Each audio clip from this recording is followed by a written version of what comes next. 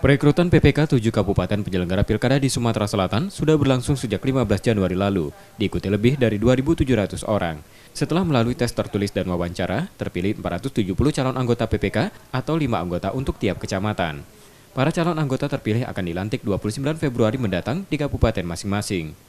Saat perekrutan PPK, KPU memberi persyaratan khusus, di antaranya belum pernah menjabat PPK selama 2 kali, serta tidak menjadi anggota partai politik setidaknya dalam 5 tahun terakhir.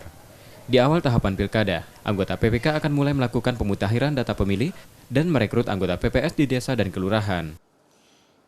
Di awal tahapan pilkada ini, mereka akan segera bertugas membentuk PPDP, namanya Petugas Pemutakhiran Data Pemilih.